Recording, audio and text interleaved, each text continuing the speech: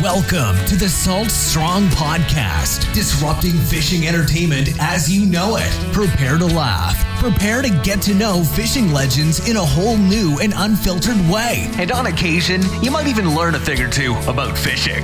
Here's your host, Joe Simons. Like diamonds. My bad Christian friend. So the other day, I was hanging out with a friend, and this friend is a Christian, but he doesn't always act, speak, or think like one, not all the time. Some days he is completely in line with God's word and his spirit, and some days his life is a struggle and seems to get the best of him. And as our eyes met, I really wanted to say something about it, but I decided to let the Lord speak to his heart, knowing that nothing that I would say would have the same impact as the Father's words. So I prayed with him. And after some time had passed, I winked at him and I walked away from the mirror, because that person is me. And maybe as you were hearing me say that, you were thinking of some friend. I know I was, as I was reading this, I was like, oh yeah, I've got a friend like that. And as soon as I read that last sentence where it said, he is me, I was like, oh man, it is so much me. And if you don't know who I'm Joe Simons, like diamonds, here with Salt Strong Unchurched.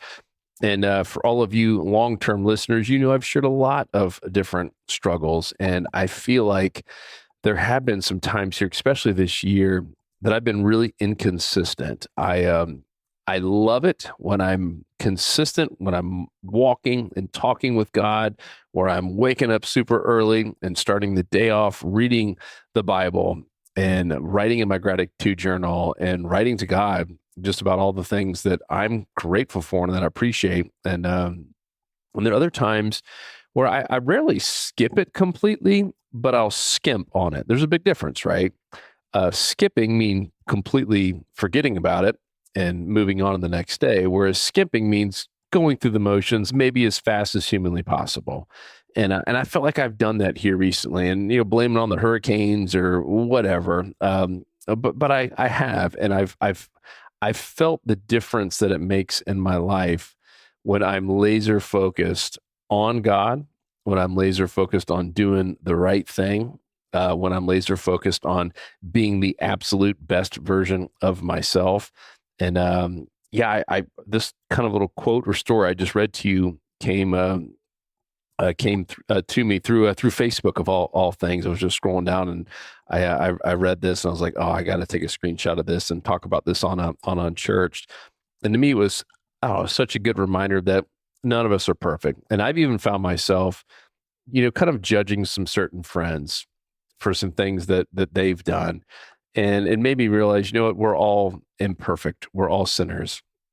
We're all struggling with something different, and there is no sin that's better or worse than the others. And I've talked about it openly here on this podcast with alcohol in particular. And there's been ups and downs with that. And I've got some friends that don't struggle with alcohol at all, but they struggle with porn and gambling and going to strip clubs and just things that kind of repulse me. And I'm like, how could you do that? And yet some of the same people are repulsed by alcohol and say, oh, how could you even drink more than a beer?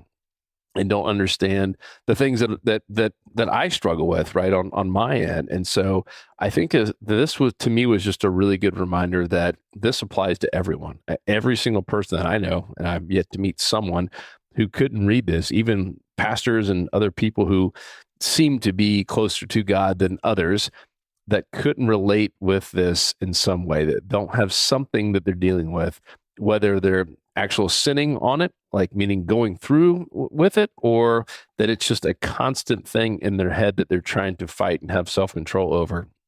All of us are dealing with something.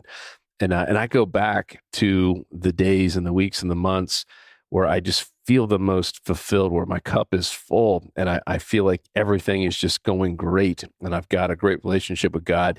It's normally those times when I'm really absolutely consistent with those early morning, start the day off talking to God, writing to God, getting in the Bible. And we've got the beginning of 2025 coming around here, not too long from now. I mean, it's Holiday season is in full effect here. It's going to be Thanksgiving in just a few weeks and a couple weeks, and then it'll be Christmas, and then it'll be New Year's. And I would just start challenging you to think about that. What do you want 2025 to be? I'm a big fan of this headline, if you will, as a marketing person, and we use the same thing at Salt Strong when we're having our strategic meeting. All right, if we just absolutely crushed it in 2025, what do we want that end of year, like that annual review? What do we want that to say? In one sentence, what would we say about our company? What did we do? What did we achieve? What impact did we make? What would that headline be? And do the same thing for your own life, right? I'm not going to try to put words in your mouth because it's going to be completely different to everyone on the impact you made with other people, the maybe the change that you made in your life from eating better or cutting out something or adding something, losing weight, whatever it might be. We all have something that we know we need to get better at deep down. And so I would just challenge you to start thinking about that. And I'm not talking about just some New Year's resolution that comes and goes, but to really do something where we write it down and we hand it over to God too. And I think that's why it's good to not wait till the last minute, hear from God. I always try to hear from God in terms of a word for the next year.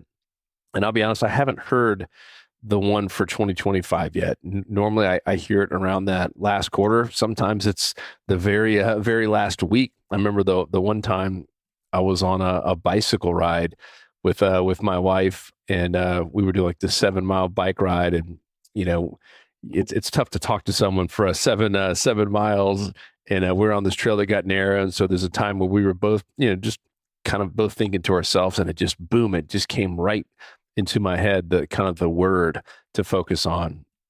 And I've had quite a few of them. Obviously, I get one every single year for I guess 5 or 6 years now. And so I'm praying on that one personally, on what is going to be my word, the word for 2025, and what is that headline going to look like for me? How can I make it where a year from now I can look in that same mirror, if you will, and have a different conversation, that maybe I'm not as inconsistent, right?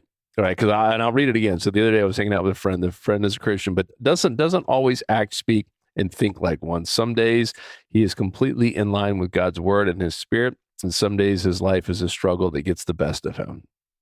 So how do I change that headline for 2025? And I've got some things, obviously, I'm going to work on, and I'll probably share in a future podcast. I'd love to know what yours are. I'm not going to make this one a super long one. I really just wanted to share this man or woman in the mirror analogy, because I think it's just such perfect timing. It hit me at the right time, especially in the holidays where, it's an easier time to get distracted. It's an easier time to have an excuse to not be consistent, right? Oh, we're traveling, or, oh yeah, we it was all family, hadn't seen it forever. And we, ate way too much, right? Thanksgiving, ate way too much, stuffed our faces, drank way too much, and just stayed on the couch all day and did nothing. How can we change that headline? And maybe that's what you want to do more of, and maybe you've always skipped that. I don't know, but to me, I want to do less of that, and more living in God's word and in His Spirit. And so, like I said, this was just a great reminder for me that I do fail some days. Right? I do fail some weeks. It's not always perfect, and it's not meant to be perfect, right? Our lives are just an absolute work in progress.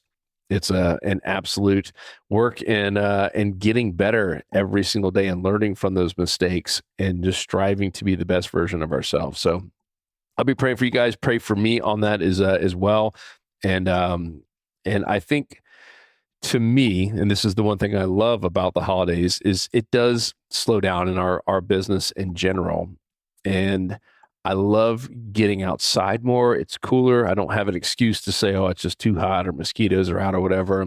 And I've found myself here recently just getting out a whole lot more and walking around, spending time on the dock, which is kind of a special sanctuary for me, if you will.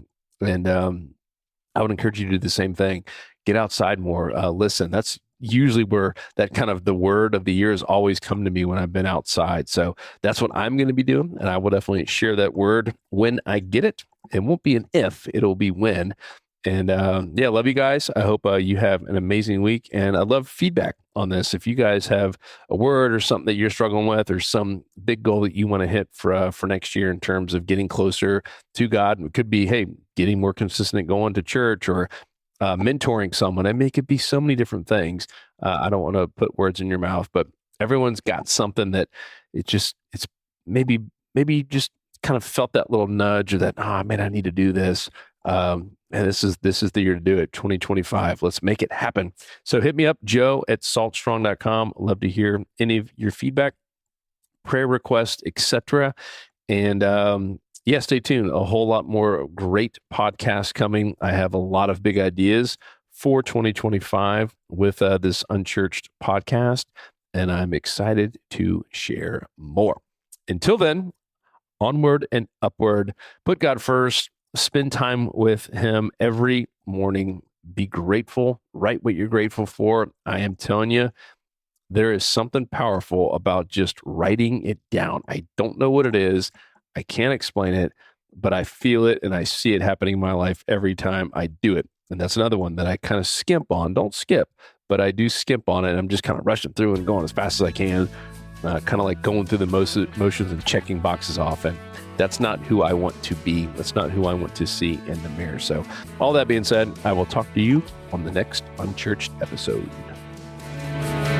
'Cause fishing, it's in my soul. It was pain.